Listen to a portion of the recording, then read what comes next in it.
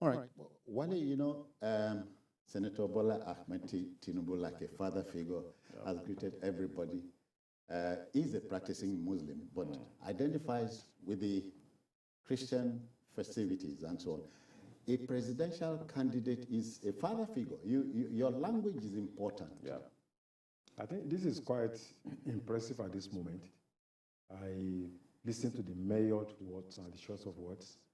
It's a statement that is targeting, an effort to unite Nigerians, to give us hope that we are one people, irrespective of our differences. They love ours, and so there is. And if you read the Quran very well, there was nowhere where Jesus Christ was maligned. If you read the Bible, there is no way where they maligned other religions. So what is our problem? That we want to be the one to fight for God. We want to be the one to.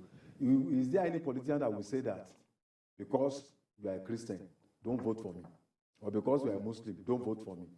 Even traditional worshippers, you cannot say they should not vote for you because you don't believe in their religion. So I think that statement coming at this time is quite inspiring, and I think our media people should learn a lot. Journalists should set agenda, and they are handlers too. They are handlers.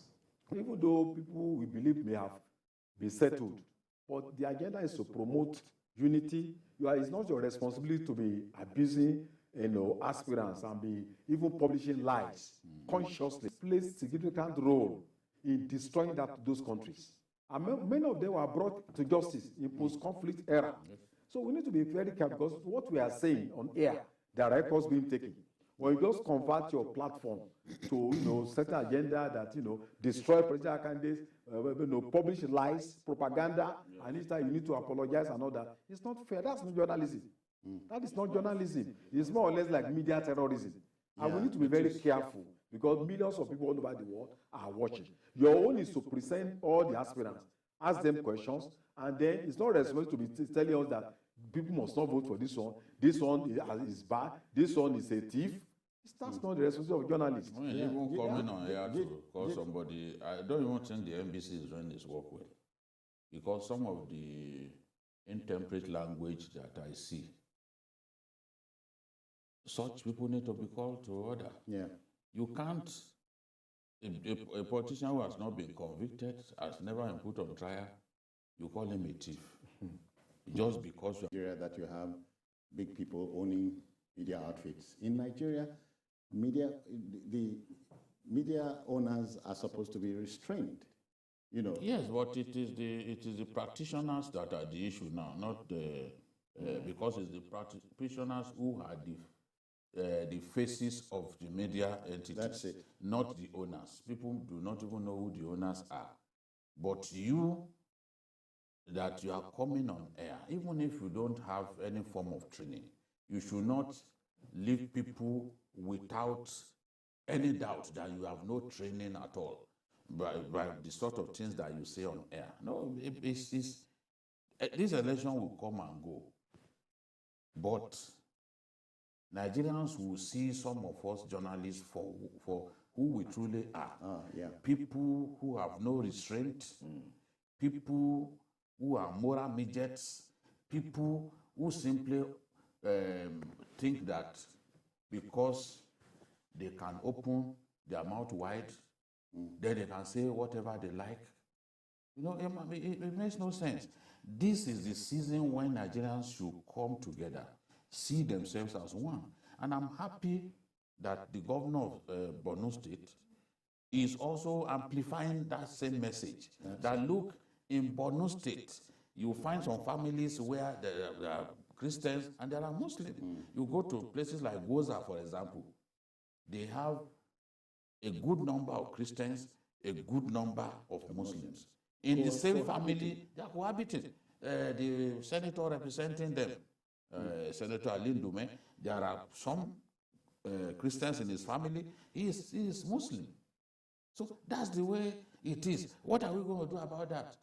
We can't begin to slaughter one another because our religions are not the same. In any case, these religions, there is even a thin line that divides these religions. They originate from the same part of the world. We're talking about Christianity and Islam. they both came from the same part of the world. Yeah. And there are many things that show some level of even agreement in terms of the doctrinal agreement between the religions. You talk about some prophets. Those prophets are present in both Islam and Christianity. Yeah. So I don't know what it is, you know. So this is the season when we really need to calm down, use our brains sometimes when we are pushed to use our intuition, and know that we have no reason in the world to set our country ablaze just because you are privileged to sit in a TV studio. You now have an exaggerated impression of yourself. You think that it is you who has the latitude to abuse people, call people names. I mean, this shouldn't be what this season is about. We should be guiding Nigerians, chaperoning Nigerians to make informed choices about who their next set of leaders should be. We should be guiding them, not simply to be opening our mouths wide and saying absolute rubbish in the name of TV punditry or what is it called. People are watching us and asking themselves, what's wrong with today's journalists?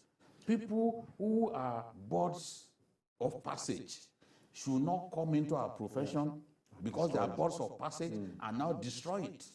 Yeah. People who had no business in their early life, who had no plan in their early lives to become journalists, for lack of something else to do, cannot suddenly become journalists and then think that the profession should be signposted by their own whims and caprices. I mean, it makes no sense. Well, and the journalist was not taught to lead. You don't say leading things. Yeah. You moderate. You help Provide opinion. alternatives. Yeah. Provide dialectics of choices. Yes. You know, that is our training. And like Babagana said, we know ourselves. We know those that are journalists, you know, trained, And the best of passage. who are part of NUJ. We know those that are just passers-by, who are just fronts for political elements. So in journalism, the training is that if you are in doubt, leave out. Because your credibility is at stake. Yeah. I cannot just come and say here that, oh, this person is a criminal. I don't have the evidence. Even when I have the evidence, I will still call and investigate. But you now want to turn yourself to the capone of Nigerian media, forgetting that there are people. Nigerian media has a rich history from 1859, the times of against military rule, against colonialism. So we have paid our dues, with a lot of decency and with a lot of decorum. And we don't want some people to come and destroy our legacy. Into our profession and then destroy it. So we need to, be very careful. And the regulator is watching. Yeah. The regulator is The regulator needs to do a lot more. There's nothing wrong in the regulator walking into a studio and bouncing an individual who comes on air to say things that can set our country ablaze. The regulator has that responsibility. Walk into that studio and bounce that fellow. And sometimes you wonder if Nigerians are looking for stars on radio and TV. They want the broadcaster or the journalist to live life by their own standards. Standards. It cannot work. It cannot work. I don't want to be anybody's star. Let me be me. That's why the late Diego Armando Maradona said, "Train your children the way you deem fit." I don't want anybody's son to imitate me, because he knows that he wasn't a moral giant.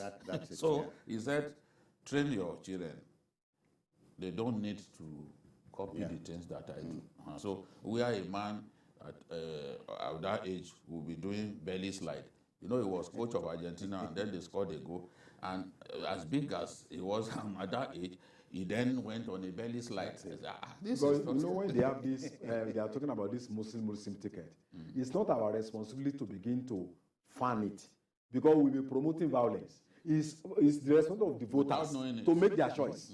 Whether it is pagan, let voters go and. I said. It's not our responsibility to say that, this will divide Nigeria. You are promoting violence. See, that was let what I said. Voters go and make their choice. And the person who decided to go for Muslim, I said it here on this program. I said, it's not as if I'm happy with that choice. If I say I'm happy with it, I'm lying. You know, because it looked to me at that time like, oh, this is insensitive. But the person who took that decision believes that that is the best way he can win. Yeah. If he thinks that's the best way he can win, what is my own to come and say, no, you shouldn't do that? Oh, if he doesn't win. Have you a stake in it? I don't even understand. He wants to win. He thinks that's the best way he can win. So, good luck to him. Now, the end will justify the means. Yeah. The end will prove whether his decision was right.